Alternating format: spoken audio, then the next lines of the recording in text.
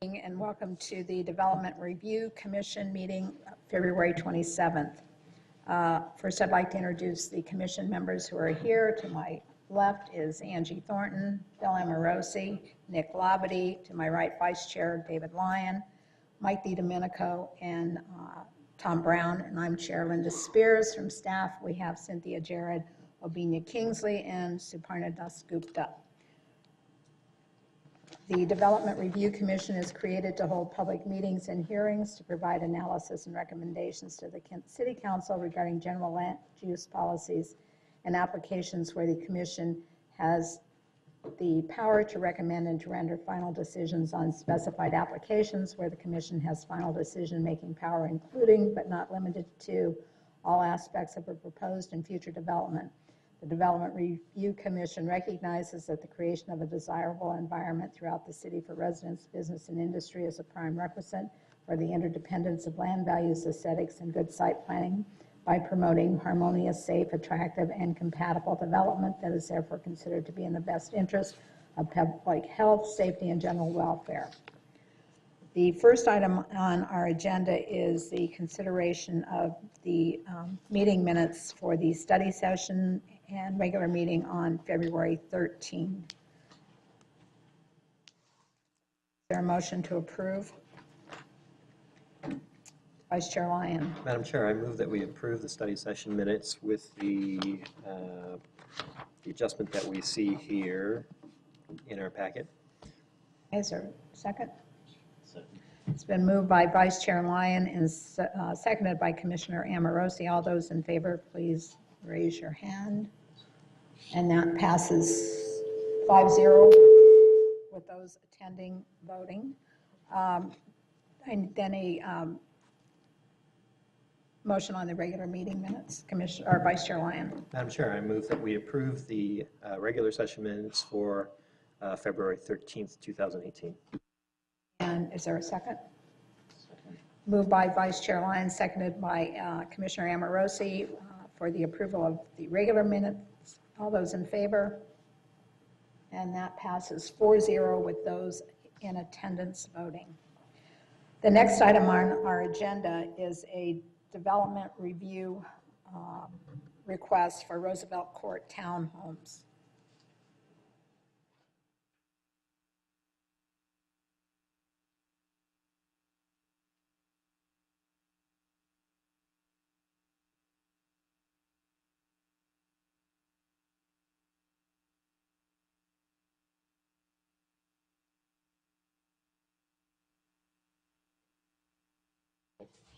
Good evening, Commission.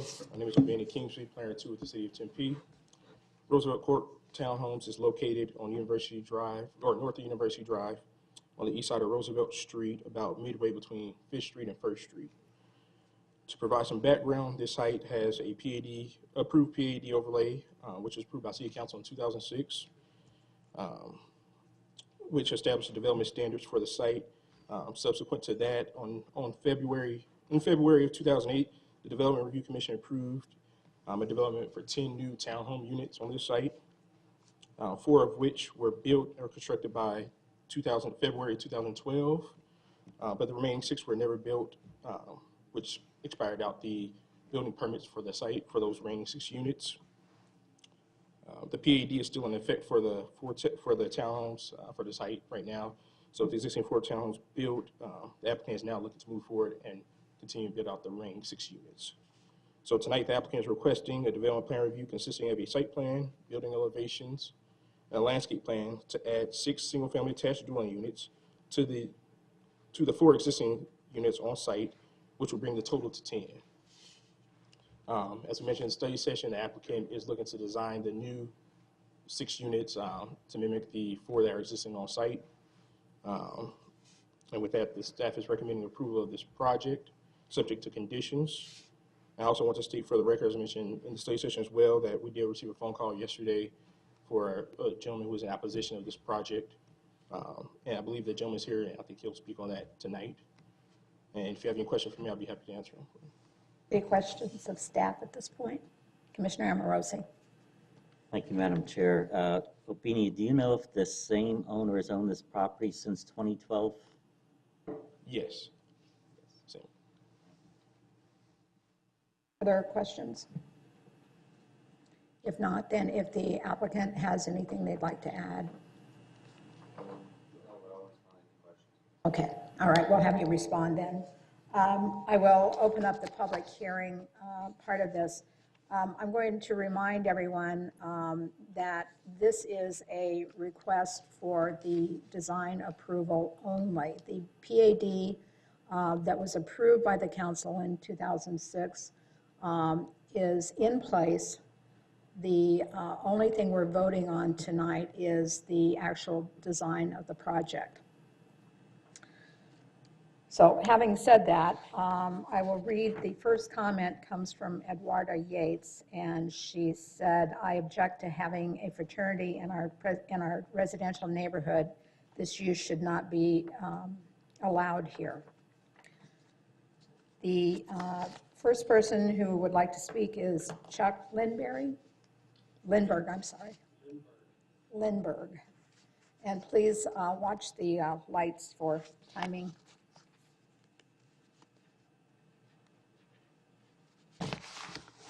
Somewhat ironic and probably appropriate that today was a hearing in front of the Supreme Court for a person like myself, but in Florida, who was arrested addressing the same group. I don't anticipate getting arrested, but I'm glad to have the opportunity just to give you some insight into what impact our neighborhood has had from this project. I've lived in different neighborhoods throughout Tempe. One time I've lived in Arizona, from Warner and the 101 to Broadway and River Drive, Guadalupe and River Drive, and finally bought a house where it is I live now at 331 South Roosevelt to live in while I attended graduate school at ASU. The attraction of the neighborhood was its diversity, its proximity, and also the long-term residents that live there. I have neighbors that I've had for over 20 years. I also worked with the city on overlay plans for the neighborhood, and also helped and was glad to see that the city and the neighborhood worked together to build houses for some long-term Hispanic neighbors. They built 4 houses, and we tried to improve our neighborhood. Unfortunately, the city decided that they wanted to emphasize high density, and my neighborhood, I think you'd all agree, has some of the highest density new development in the city. The city has its own reasons to pursue that, and I understand that. But they also have goals that they stipulated that they wanted to see the new development reach. And those goals and promises made by the developer are great, but one of the benefits of having the applicant having to get a new permit is you can see how little he met those goals of both the city and what he was supposed to do. Like I said, I've lived in that neighborhood for over 20 years. I've seen different uses. To wrap it up. Is that it? Yeah, you've run out of time, so if you'll just finish up, please.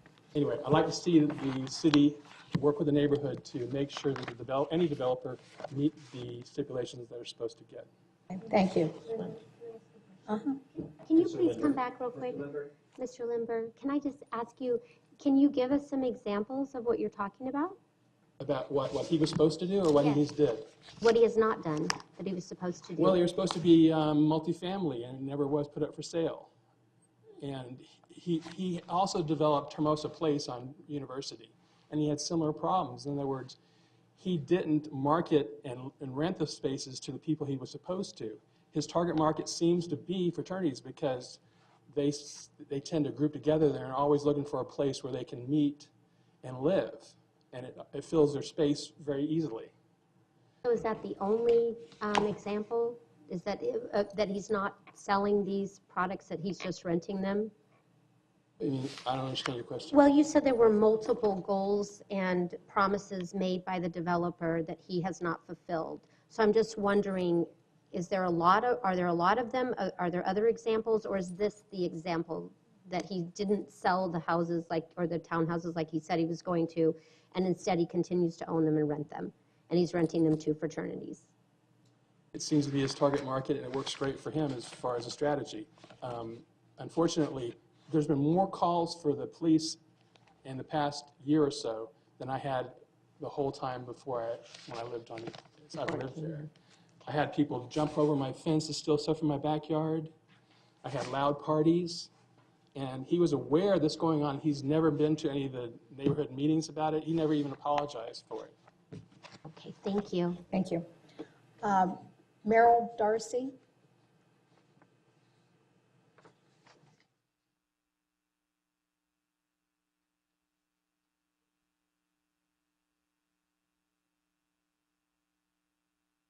Thank you. My name is Merrill Darcy. I own the properties at 507 West Brown Street and also 511 West Brown Street. I happen to be a neighbor of this neighborhood, and also I live across the street from the developer. My comment is this project is not any resemblance to single-family townhomes. Look at the plans. Small bedrooms with small separate shower rooms, and one small bathtub suitable for a beer keg on ice, hidden, of course. This is purely multifamily defined by code as 2 or more dwellings in one structure, and defined by the owner as a rental property for student lodging. No professional could consider sharing a house with 3 or 5 other roommates with a 10 by 10 bedroom. The generous building setbacks are a compromise to deceive of the multifamily purpose of this design. Again, the numerous small bedrooms, each with their own shower, are attractive as dormitories and conducive to single-room occupancy for student transit lodging. The developer misled the neighborhood and previous commission and the city council on the original pad in '08 on convincing everyone the intentions that this will be single-family owner-occupied, and the developer even registered and formed the Roosevelt Court Homeowners Association. None were ever listed for sale. The proposed parking is inadequate. A bedroom considered. It's this project potentially can accommodate 20 or more persons. The existing is already 16. Considering one adult could potentially amount to 36 vehicles.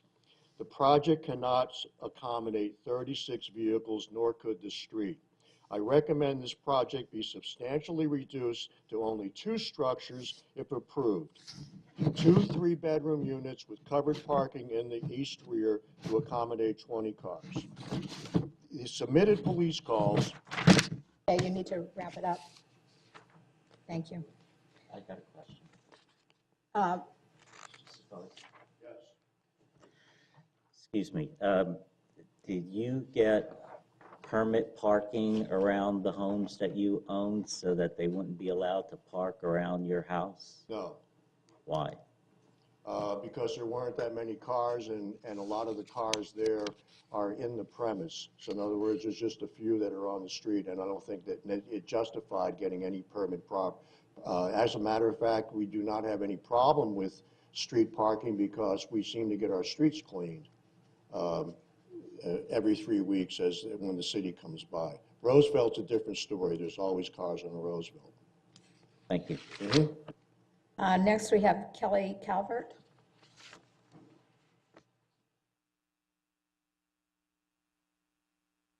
Hello. Yeah, my name is Kelly Calvert. I'm a neighbor at 308 South Wilson, which is immediately adjoining 323 South Roosevelt.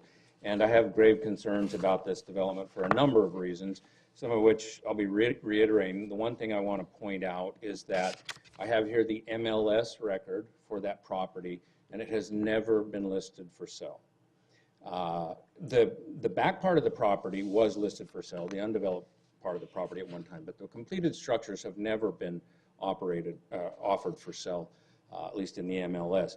Furthermore, this owner built 2 other properties, 512 and 516, across the street from Mick on Brown, and neither of those have ever been offered for sale either. And they contain design characteristics very similar to what he described: small bedrooms, 5 bedrooms in one structure.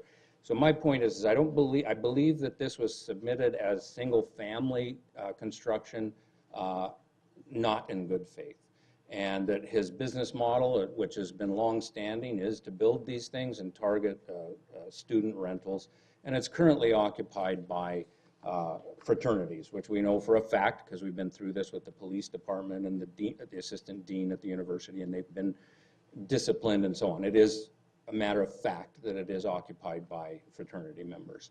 And there have been just egregious events at this location. Big parties, 200 to 300 people. I've witnessed a lot of underage drinking, public urination, public sex. Cars have been hit with drunken attendees at the parties, hitting cars parked on the street.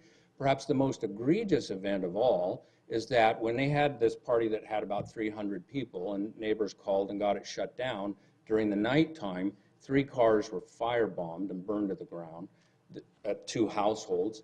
And the tree in between these 2 households caught on fire. This was in the middle of the night while they were sleeping, and when they detected it in the morning, it was moments from catching their roofs Need on to wrap fire. up, please. I'm done. Okay, thank you. Mark McIntyre?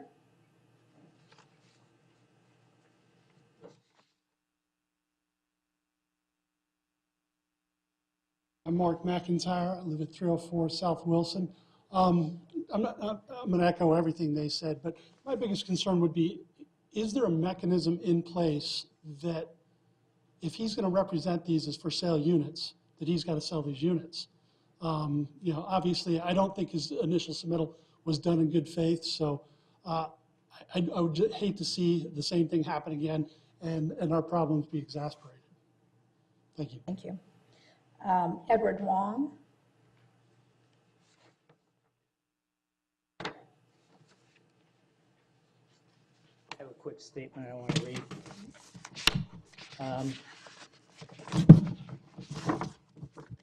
Okay, my name is Edward O. Wong. I reside at 324 South Wilson Street in Tempe. My residency is in this downtown area. It's been 47 years. I'm strongly opposed to this project at 323 South Roosevelt for the following reasons. 1, there was a disagreement on the west side property line that I decided to place my wall and foundation on my side of the property line. Because it was never put up, a construction fence on my wall got tagged. I thought this was a requirement of all construction projects. This makes me wonder on what he told the building inspector. So he used my wall to satisfy the requirement for the west wall, but it is only a 6-foot wall. And that, for a 3-level single-family condos, I thought it was required to have an 8-foot wall all around the backside of the project. Again, what did he tell the building inspector? And why did they not catch this problem? Second, another concern was the planting of the perimeter trees on his project.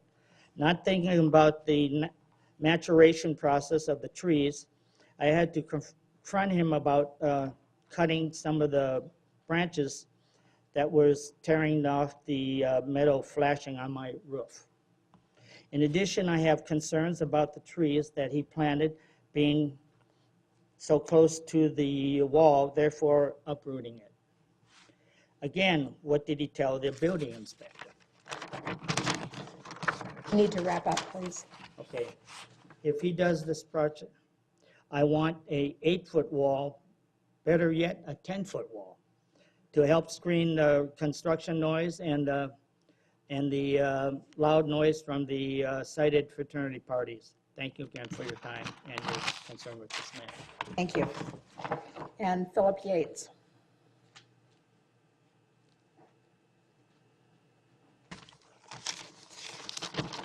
Thank you, Madam Chair, members of the Commission. For the record, my name is Philip Yates, and I'm the president for the Riverside Neighborhood Association. There are just numerous reasons not to give credence to this project being before. They understand that this is only about the way that it looks, the design. But the guy that wanted to do this had no intention to sell the properties. He's not going to have any intention to sell the properties this time. We have had, just as Sedge said, parties with hundreds of people fencing around the property, people leaving the property, throwing bottles all over the place, peeing in my front yard, lighting fires in the back with the property from the next door neighbors. This kind of behavior by anybody, let alone fraternities, parts of ASU, should never be acceptable, ever. And there is no reason to think that this is not going to happen again. Absolutely no reason. I have a 7-year-old son. He's afraid to go out sometimes. Because my car was burned to the ground. My neighbor's cars were burned to the ground. Our 2 houses almost caught on fire. And all because I had to tell everybody at meetings, all we can do is call the police. Call the police over and over and over, just do it. It never helped. We never got any convictions. We had 2 people that got cited for minor citations. They weren't even on the books. I doubt if they even went to court for them. They probably paid Need to wrap up, please. kind of fine. For these reasons, I can't see why anybody would vote to make this project go forward for whatever reason. Thank Does you. anybody have any questions for me? I don't think so. Oh, I'm sorry. From Phil, go Morrison? ahead. Mr. Yates, do you have permit parking around your property? No, we do not. Why? We Wouldn't have that to help apply keep them for it. We away? have to apply for it. We have to get people to sign signatures on petitions to get them. Within the proximity of what Riverside Neighborhood Association is, you have to get the signatures of everybody that is on those streets. One person that is on Fifth Street would not sign the petition and owns more property on that street than does anybody on that street. They have more than 75% of the little area where that is, and they won't sign it. So we can't get speed bumps. We can't get parking that is adequate for the area. We have tens, if not hundreds, of cars at times when there are games up and down our street because we can't get somebody on Fifth Street. Fifth Street, this isn't even a residential street in my book. I mean, this is a two-way street that is divided. It has buses going down it. And we can't get even speed bumps. We can't get any kind of parking restrictions. This is absolutely ridiculous that we would have to rely on one person to sign a petition that lives on Fifth Street because they own property on Fifth Street. Thank And you. I wish we could. I really wish we could, but right now we have our Thornton. hands tied. Mr. Go Yates, ahead, hi. Nice to see you again.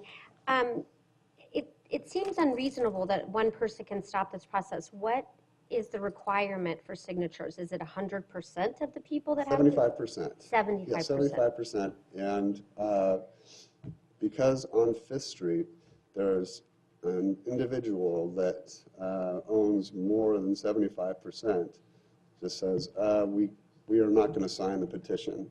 We can't get speed bumps. We can't get anything on our streets to slow. We have people that are going 80 miles an hour down Roosevelt Street to get between 5th Street and 1st. It's really gotten insane, It's very dangerous. Like I said, I have a 7-year-old son, and I can't blame him for not being Thank safe you. Yeah. in the outcome of what could happen. Thank you. Okay, that was the last request I had. Is there anyone else in the audience wishing to speak on this issue? Thank you. If not, we'll close the public hearing. The applicant, if you'd like to now address the commission. Good evening, Commission. My name is Daniel Estrate with Contexture at 3334 North 20th Street, Phoenix, Arizona, and I represent the owner who is not present. I just want to make a note for the record. I was not the architect of record for the when the project was originally designed. I came on board last year to help with the last 6 remaining units. Just wanted to state that, and also. Hear all the comments and the concern, and I wanted to address some of them just really quickly. I guess number one was I do a lot of single-family residential all over the valley, not necessarily just in Tempe. And to one of the comment, I can tell you that in the last 4 years, almost every single-family residence that I've done had their own in-suite bathroom. It just seems to be the trend, even if it's a single home off by itself or in a highly dense area. Most people have been opting to do a in-suite bathroom for every single bedroom with a walk-in closet. It's just what the market seems to demand. And then the second one was addressing, I guess, all the parties. And obviously, I have no control of who lives there. All I can tell you guys that is the plots are separated where the lots are set to be sold with a separate track. They're not apartments. It just seems to me that, and I can send a thing that sounds like there might have been a party that was hundreds of people that attended. If our neighbor, I'm thinking if nothing gets fixed, leaving that, and I think it was Commissioner Di Domenico might have mentioned, that's because they had a whole backyard of land that's just there for them up to use. If it were to be developed, they'll be leaving very little space for them where they can actually gather, whether it's students or whoever seems to live in the space. Right now they have, as you can think, if you guys do think of it as a frat house, think of them that you're giving them a huge big backyard where they can. Frat house. It's a known frat house. No, as far as how the city wants to approach it, if people wants to have the owner with stipulation to sell, I don't know. As far as I'm concerned, the meeting was to approve the design. I'm here to respond in the design. As it was, as Mr. Binia mentioned, nothing is being changed as far as the aesthetics, the same colors, the same materials, the same floor plans as they were previously approved. If any members of the commission have any questions? Any questions for the applicant? Commissioner Thornton? Thank you. But I mean, we have 7 people here from your neighborhood, all direct neighbors, and they have a problem with the way things are going. I understand we're not voting on that tonight either, but you've got a problem with your neighbors, and you need to solve that problem. They're not happy for lots of really good reasons. So what can you do? What can you offer? Well, until and I'll be frank with everybody here, this is the first meeting that I've attended for this project. So to be honest and frank with all of you, I wasn't aware of any of this. When the owner walked into my office, told me that he's building 6 additional single-family residential, and that's how I took the project on. Now that this is being brought up to my attention, I will talk to the owner, and I guess what it probably should be done is if they're advertised as single-family residential, they should go out for sale. People should have the opportunity to buy them and not be owned by. Okay, no comments, but you're addressing the commission, please. And it also sounds like there's already been an HOA formed. Correct. So, yeah, I have a hard time supporting something like this when this type of behavior is going on in the neighborhood and how it's affecting them. Well, what I'll do is the owner, Mr. Chanshota, who's out of the country at the moment, once he gets back, I will talk to him and let him know what the opposition was and what some of the neighbors were. Again, this is the first time I became aware of any of the issues since I was not the original architect on the project, and then see what solutions, and he's got to make some sort of Gesture to his neighbors. To the neighbors, yeah. in good faith, to show that he's willing to do something to change if he wants the project moving forward. I'm sorry for you that you got thrown in the fire tonight. All right. Commissioner Di Domenico. Well, that was, I think you mentioned, I was wondering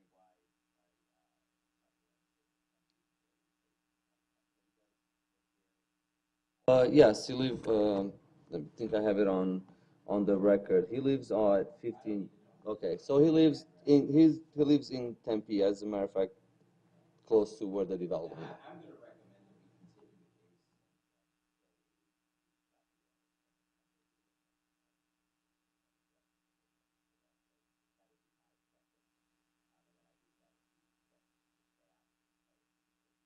the case. As far as city ordinance goes, um, I do recall that we have dealt with putting limitations on the number of fraternity members or any club or organization members from the same group that can reside within the same project. I don't really remember how that works, and I know it's pretty clear if it's an apartment complex where it's a multifamily complex, but single-family home ownership, I don't know, or this style of townhome project, I don't know if that affects it. And then also, I'd like staff to address for the public and for my benefit, I think that an owner at a certain point of citation has some exposure for the bad behavior of their tenants in the city of Tempe. So in other words, if there's multiple complaints and things don't get fixed, that I think that eventually it falls at the feet of the property owner. So I was just wondering if we can maybe expound upon that for my benefit and that of the public. Thank you. But a continuance, in my opinion, is appropriate here. Are there other questions for the applicant before staff weighs in? Commissioner Amorosi. Thank you, Madam Chair. One of the residents mentioned about an 8-foot perimeter fence. Would you be amenable to putting, since this is a new PAD, that one of the conditions is that there is an 8-foot perimeter fence around the property? The fence is existing. Interior, yes. I guess the one thing I just want to make you all aware. So a 6-foot block fence doesn't require any type of special footing. To make an 8, and this is more of a building, to make an 8-foot fence, it's not as easy as adding 3 more rows of 8-inch block. The foundations of the fence are different, and then requires rebar in almost every other cell block that needs to be solidly grouted because it's just from fear of overturning. So that's, if, for example, if the building department went to say, yes, you guys can just add 3 more rows, I don't think anybody will have, I certainly wouldn't have an issue. It's just that building safety doesn't allow to do that. It will have to be a new fence with a new footing to make it an 8-foot fence, which I can put on my drawings. Sometimes costs Okay. are there. Well, but again, this is up to staff, and so True. in terms of what's required by building code, that's what staff is working with. Okay. Commissioner Brown. If you could look on attachment 9 and tell me what that reads right above the north arrow. It looks to me like it says 8-foot CMU fence. I'm not sure what, when you're referring to attachment 9, I don't have the same attachment as your landscape plan? Okay, the landscape plan. Correct. So it shows that the perimeter fence, as permitted, was an 8-foot CMU fence, and then just the fence in between was going to be a 6-foot fence. Where's it? I see 8 feet in a couple spots. I don't see 6 feet anywhere.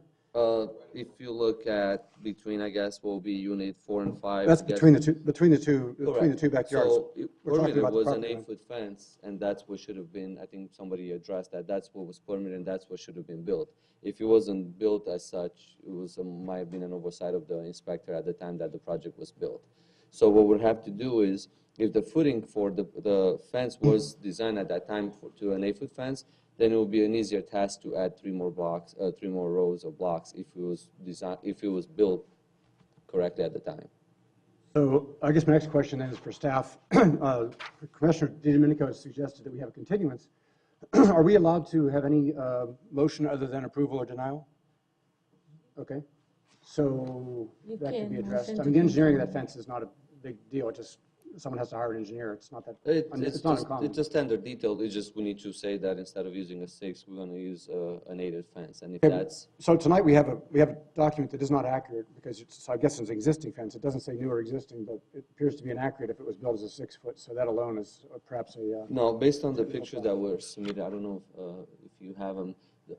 No, I'm not sure how the topography works on the other side of the fence, but inside of the fence up against the wall, based on the pictures that we sent, it appears to be It appears to me, maybe because of one's landscape, yeah, it is taller than a 6-foot fence. I can tell you that based on the pictures. And there's a couple ways, I guess. One way to do it is to literally just count the blocks. They're 8-inch blocks. So there were pictures that were submitted to staff. I'm not sure if those are in you guys' reports. We can probably all agree that's really a trivial matter.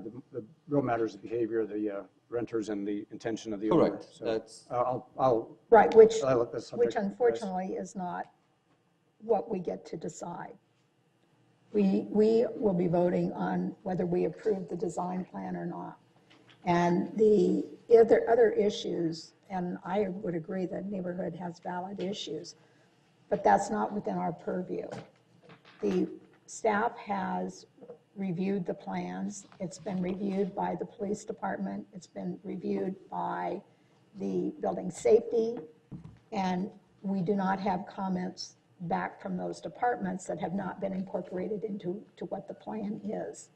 And so in terms of whether or not the city can address who lives in a unit, if they're platted individually, that's all been done. The framework is there. The only thing we're voting on tonight is the design of the plan.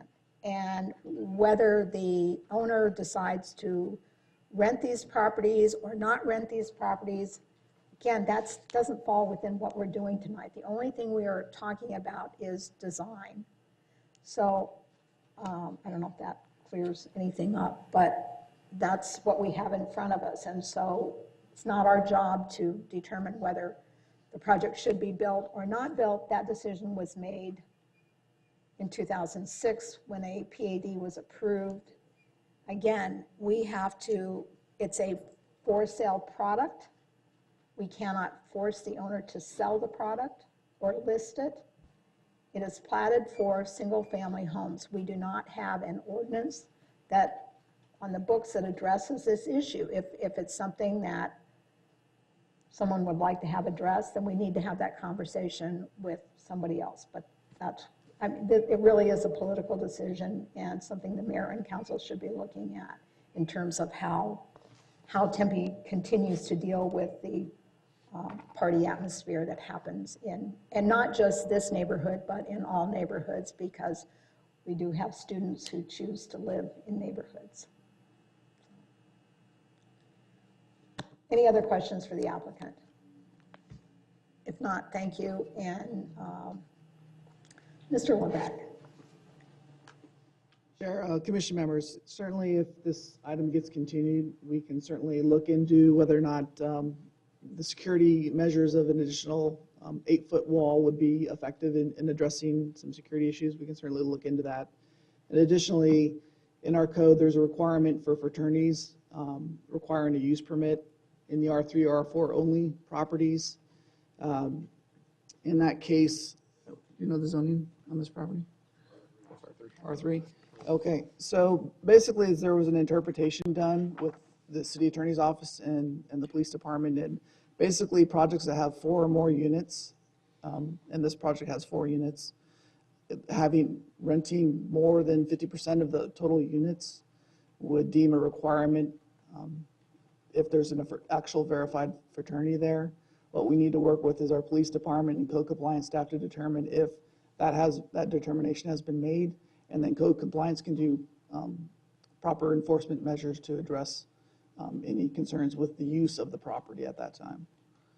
And can you could do that independently of this Correct. approval or not approval of the design plan. So I would certainly recommend that conversation be held sooner than later, and go ahead and And I'm start sure working that on was a it. question that had come up. I just don't know whether or not code compliance has been able to verify if that is the case. Madam Chair, that's exactly it. We did coordinate with police and code enforcement, and there is a little bit of a challenge in verification of whether there is an existing actual fraternity home, because that does require a use permit. So we did have coordination meeting separate from interdepartmental. We did do this because of the existing issues that we were aware of. So, but we can certainly still follow up again and ensure that whether we can get some verification of that. Any other questions? Commissioner Labadie. Do you think that we would get a better or final answer in some idea of a time frame? I guess if that's very interesting to hear that a use permit might be required, because that's really, unfortunately, the first thing I've heard tonight that has made me think that there's any reason not to approve this that sits before us. I acknowledge this neighborhood has a major problem. I mean, cars burning down, that sounds like, that's just crazy. However, I agree with the chair that that's outside of our scope. However, if a use permit is required and we believe that a determination will be made on that within some known time frame, I would be open to a continuance so that that can be made, because that falls right in line with this. Otherwise, in my mind, I think we have to approve this because it's just out of our scope and we have a liability. Therefore, the city has a liability with us denying things for reasons outside of our powers as a commission. So do we think we would have an idea of whether or not a use permit is required? I'll say that at this time, they haven't been able to verify, but I think we'll need to cross-check with them to make sure that all measures have been exhausted to determine whether or not this is truly actually a fraternity, so that that review can be evaluated and we can have an official position from our code compliance staff. So yes, we can bring that back to you at the next available meeting. And I was going to say, I mean, it still really is a separate issue. Presuming that a use permit is required, that's still, it's a separate issue from what we're dealing with tonight in terms of, again, the only thing we're dealing with is design. The units are individually platted for sale as single-family homes. I don't have an issue with having this continued. I'm just not sure that anything is going to change in terms of, number one, if we have a continuance, we need to do a date specific on the continuance. We have no idea when this other issue can be resolved, if it can be resolved, because I think you're absolutely right. The issue is going to be able to, how do you, just because you happen to have a bunch of kids living there doesn't mean that. Commissioner Brown. I'm going to suggest that the design in this case, in every case, is more than just the color and the materials, but it's the total document. And if this document was presented as a for sale individual seller, but the landlord apparently, the owner has apparently not ever lived up to that. And I do believe our audience is sincere and accurate. I think that that's a part of the design intent. And if you want a technicality, the 8-foot fence, which is on the plans, but which is apparently at least needs to be measured to find out if it's real, I think is a technical violation. And I also question if we deny this and the applicant feels that it was out of sorts, would their next course of action not be to go to city council, at which time I would hope that a full hearing would be useful for the neighborhood. Again, I will state that within the design guidelines that the staff operates, which is what we rely on, I don't believe you're going to find that the overall planning aspect of that is however the landlord or the person, if this were a brand new project, we would have no idea what this person did or how it was going to be operated. So I don't think I agree with your concept that the overall use is part of the, or how he's operated in the past is part of the design plan. Again, the decisions for this project and how it's to be used were made in 2006. The reason we're seeing this is because of the time delay between the first units being built and the rest of the phase developed. And so what we're looking at from a design standpoint is what the existing project is. That's what we have to make our decision based on. And I think that some of the issues we're talking about, I would agree with, that if you don't have a vacant lot back there, you're going to eliminate some of the issues. You're not going to be able to rent the entire project out to a fraternity. There aren't that many fraternities that large in Tempe. So I think there are some, this may actually solve some problems for the neighborhood. But again, that's outside of our purview. That really is something that has to be dealt with someone else. Commissioner DiDomenico and then Vice Chair Lyon. I interpret it differently. If Chairman Spears, design-wise, in the absence of the requirement of a use permit, I have no problem with the design that's here today, and I didn't when it was voted on years ago when I voted on it before. However, the testimony I've heard tonight, and it hasn't been rebutted because unfortunately the applicant's representative isn't familiar enough with the operation of the property and has recently just become aware of the project, so can't really satisfy my inquiries.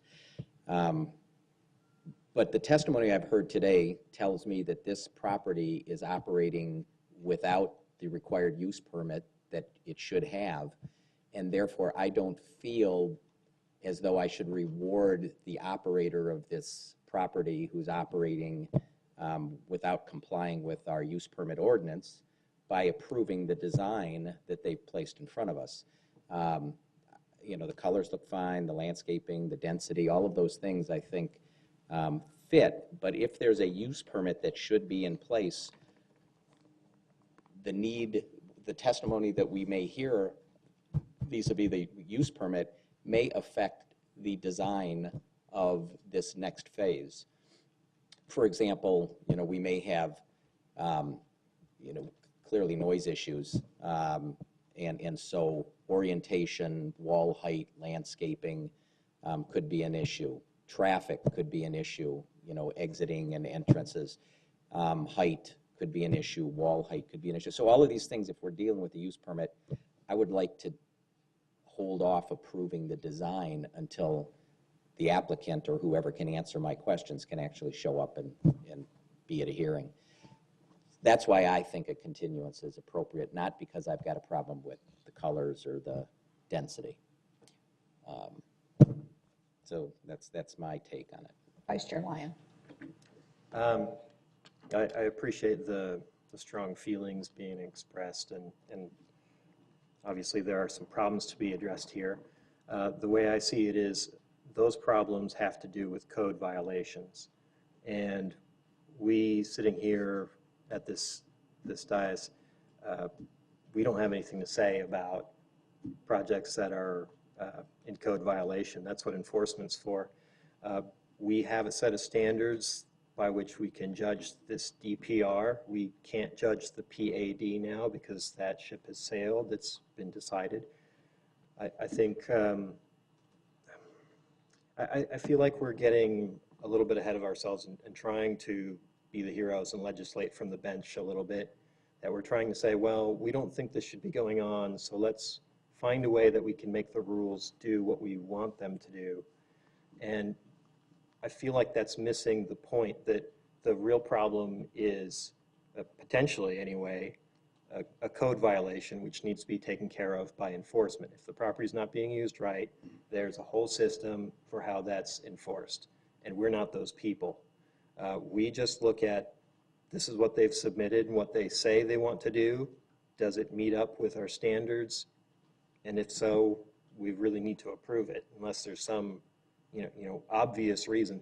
And I don't see any place where it says here, I'm building a frat house. I don't think we have the right to say, hey, owner, you should come in here and we want you to apply for a use permit. They're not asking for a use permit, so we can't say you have to get one. All we can do is say, well, that other property that you have is not operating correctly. Let's make sure that enforcement looks at that, but we have nothing to say about that. Commissioner Labadie. As I sit here and think about the use permit question, I think I have to agree that it does not impact the decision tonight because we don't know, and because even if we come back and confirm that it is the fraternity that the neighbors obviously are very certain of, in the units that exist, the applicant can say, well, I'm not going to rent to them for the rest of them, which would take them below the 50% for the overall project. Or he could say that I'm not going to re-rent to them. he could say all of these things. He can say that he intends to sell them, and he doesn't have to. And that goes back to issues that are between these neighbors and enforcement and are real serious issues, but are not something that we can deal with. And I think we should probably remember that there's a reason why we don't do this, why we can't say that a person has to sell their own property, why we can't say who they get to rent to, or whether, or, who they can sell to. There used to be laws like that, and there aren't anymore, and I think it's a good thing, and we shouldn't be legislating stuff like that from this commission. It's just not the right place. So I feel for the neighbors, but in the same way that the person picking up the trash or doing whatever else isn't the person to take this issue up with, neither are we. We have to look at the design criteria and the design of the building and make a decision. And this design meets the requirements. So I don't know what continuing will get us, because the applicant can, easily say, well, I just won't do that then, so I don't need a use permit. And then we're back to square one, only we've taken a month or more to determine it. So for that reason, I'd be willing to make a motion unless there's additional conversation we had. Okay. Any other comments? Well, just want a reminder, I was still hoping that staff could refresh my memory on the exposure that a landlord has for multiple citations at the same address. If they have, if the city has any power to impose sanctions upon the property owner. Secondly, I'll remind everybody, it was earlier, it was, I think, this past summer that we heard a case. It was a smoke shop along 48th Street, and that business operated for some period of time without the required use permit. And did we reward that business and say, well, you keep operating and we're just going to, we're going to approve your use permit down the road? Or did we say stop, we being the city, say no, stop operating and do things the right way? And so I do think that the use permit is a part of this process. I think that based on the testimony I've heard, and no one's told me that they're wrong, that the use permit is required as it's currently operated. It's not a separate property. The 4 existing units are part of the same property that we're looking at adding phase 2 to. And I'm not of a mind to reward someone who's not shown themselves to be a good landlord or a good neighbor until I have a chance to talk to them. So it's not the design of the building. It's not an architectural issue for me. It's I just need more information from the property owner. Commissioner Amorosi. Thank you, Madam Chair. I want to agree with Commissioner DiDomenico. I don't want to be part of rewarding an owner that wants to add 20 more bedrooms to a site where this one owner has ignored the pleas of surrounding neighbors for 3 years. He didn't kick out any tenants. He didn't, and they're all loud parties. That wouldn't happen in my neighborhood. You go after the landowner. And so that's why I agree with Commissioner DiDomenico. And I will just say, it is not our job to reward or punish landowners for their behavior. Again, that is a code enforcement issue. It's a police issue. Our job is to approve or not approve design. That's our only purview. Commissioner DiDomenico, the major difference between this and a smoke shop is that the smoke shop, by ordinance, is required to have a use permit. So they were indeed operating illegally.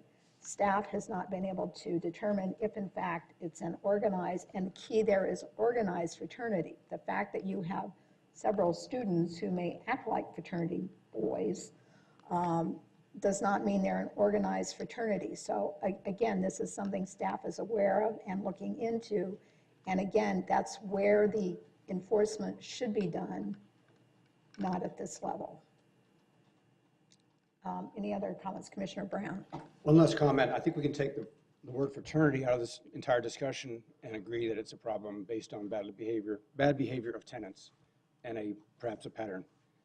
Whether they're a fraternity or not is not really the issue in my case, in my opinion. But that's the only issue that the city can require the use permit on, is if in fact there is an ordinance on the books that says if it's an organized fraternity, not if you just happen to rent to a group of people who have common beliefs. It's an organized fraternity. And that's what staff, working with code enforcement, is trying to determine whether or not a use permit is required for that. Other comments? If not, I'll entertain. I would like to chip in. Vice Chair Lyon. Thank you, Madam Chair. I think that we have just a tiny, tiny modicum of power here on this commission, the teeniest little speck of a say. And I just worry if we think, well, I want to do some good. Let me see how I can make that happen. And we don't find a justified route within our statute, within our code, within what we're allowed to do. So I feel like if we're stretching a little bit, we maybe need to ask ourselves if we're taking on ourselves the right to decide how things work. And I personally do not feel that that's the way we use our tiny speck of power. Any other comments? If not, I'll entertain a motion. Madam Chair, well, I guess before I make this motion, I want to make it clear to the applicant that the plans do appear to show an 8-foot wall. So however that works out with staff, where that's measured inside, outside, an average along the wall or not, as far as I read it, this plan says 8-foot wall, and so that's what's going to have to be there. So with that, I move that we approve item 3, the development plan review for Roosevelt Court Townhomes, PL 170253, as presented. Is there a second? Second. It's been moved by Commissioner Labadie and seconded by Vice Chair Lyon. All those in favor? Question, I've got a question. There was also a condition of approval that Commissioner Amorosi had discussed about doorways and entries, I think that we were going to remove. Yes. Madam Chair and Commission member, when you look at the street view of the project, there is an overhang type, alcove type design on top of the garage at the first level. So the intent of that design stipulation was to stagger them or remove some of it so you don't create that tunnel for surveillance purposes. So I think it's still appropriate to keep that for any future development as a result of that, because it is a eyes on the street type of design requirement that we are talking about. So it's been moved by Commissioner Labadie and seconded by Vice Chair Lyon. All those in favor? Opposed? And the motion fails 4-3. We need a motion in the affirmative. I move to continue this case to a date certain that I'm willing to discuss with the applicant. For me, it would be a date that the city can do their research on the requirement for a use permit, whether that is or is not a requirement in this case. And secondly, to where the applicant might be available and in town that they would have the opportunity to attend. Did you want to specify the date? Is it March 27th would be a month from now? Yeah, but wow. I was looking for a direction from staff as to how long you think that would take, and also the applicant, if you have any idea of when the property owner might be available, if they're traveling abroad, that may be an extended time or not.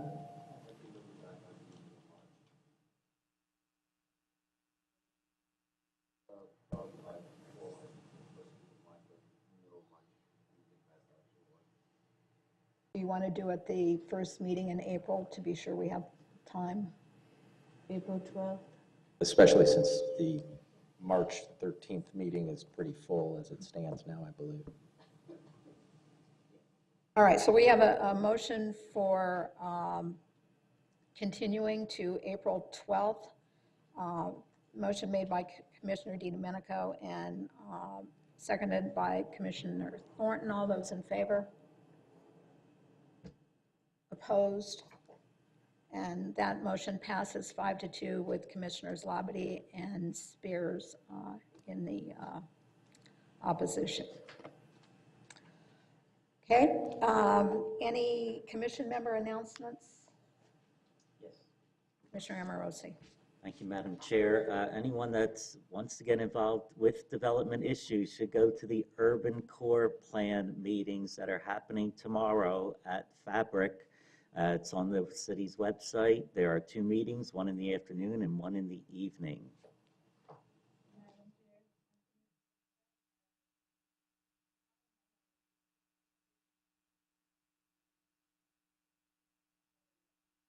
Okay. I amend Commissioner- my motion to continue to April 10th. Been moved by Commissioner DiDomenico and seconded by Commissioner Thornton to change the date specific to April 10th. All those in favor? Passes 7-0. That's no reason to slow this word for a moment. Any other commissioner announcements, staff announcements? For March 13th, 2018 DRC agenda, we currently have a use permit and a development plan review for Taco Bell on 1336 West University Drive. A request for a zoning map amendment for a portion of a property for streetlights 2100, Rio 2100 on 2092 East Rio Salado Parkway. And we have 10 different addresses for downzoning request as part of the city's downzoning program. In addition to that, there is a request for a text amendment, code amendment for a PAD zoning extension for changes to the section, to various sections of the code per zoning extensions that's currently required when a zoning it's PAD expires. You know, the request that goes right now is an administrative hearing to City Council. So there's a request to change that ordinance with some accommodations, and we'll bring that forth to you. All right, if that's it, then we're adjourned.